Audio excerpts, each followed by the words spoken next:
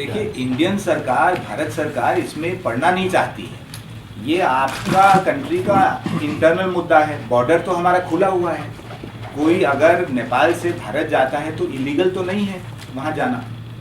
और आपको सबको पता है कि भारत नेपाल में रोटी बेटी का भी संबंध है।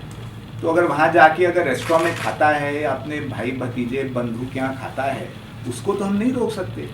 आपने कहा कि नो मैन्स लैंड में कि भारतीय जो सुरक्षा कर्मी है वहाँ हस्तक्षेप करके उसको खाली करें, ये तो हमारे लिए तो, अगर आपकी सुरक्षा वाले लोग ये नहीं कर पा रहे हैं तो टू से कि हम लोग इसमें पड़ें और हमारी सुरक्षा कर्मियों के साथ मुठभेड़ हो इन प्रोटेस्टर्स का, हमें तो नहीं लगता कि ये उचित बात होगी।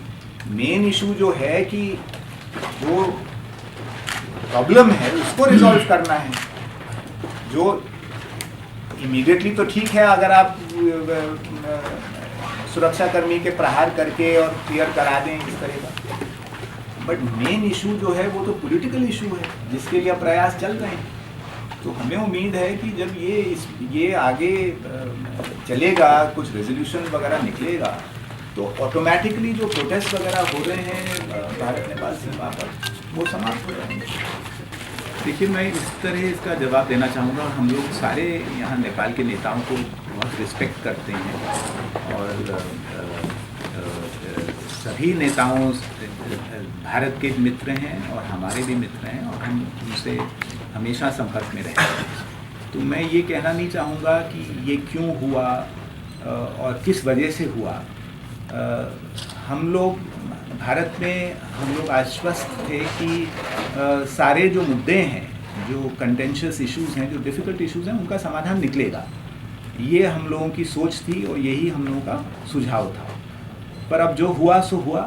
अभी भी हमारी राय यही है कि मिलजुल कर जो भी पार्टीज़ हैं इन इश्यूज़ में इन्वॉल्व हैं, मिलजुल कर बातचीत करके आगे बढ़ें और हमें खुशी है कि इस तरह वो आगे बढ़ रहे हैं।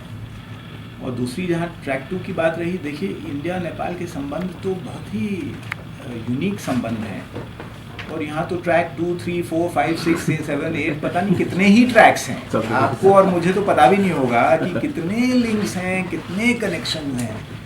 तो इसीलिए हम लोग तो बहुत कॉन्फिडेंट हैं कि हमारे रिलेशन इतने स्ट्रॉन्ग हैं कि कभी कभी ठीक है थोड़ी सी खटास आ जाती है, थोड़ी सी दिक्कत होती है, बट क्योंकि हमारी जो बुनियाद है हमारे रिलेशंस की इतनी मजबूत है, तो सारे इश्यूज़ का, अगर कुछ इश्यूज़ होंगे, कोई मिसअंडरस्टैंडिंग होगी तो उसका भी समाधान निकलेगा।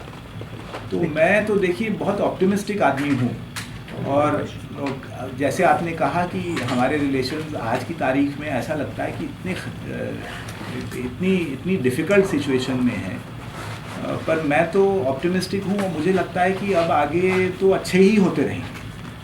और मुझे लगता है कि दोनों सरकारें, दोनों देश की जनताएं, सारे हमारे कूटनीतिज्ञ इसी में लगे हुए हैं कि जो हमारे जो इतने अच्छे, इतने प्रगाढ़ संबंध हैं उनको उसी ऊंचाई पर फिर से लिया जाए। So I don't understand this strategy. Burning flags, burning effigies is serious issue, and I think the authorities have to take notice of this. If you think that is helpful in addressing the problems, is one matter, but our view is that we don't think this is helpful, and in fact we feel it is very unhelpful.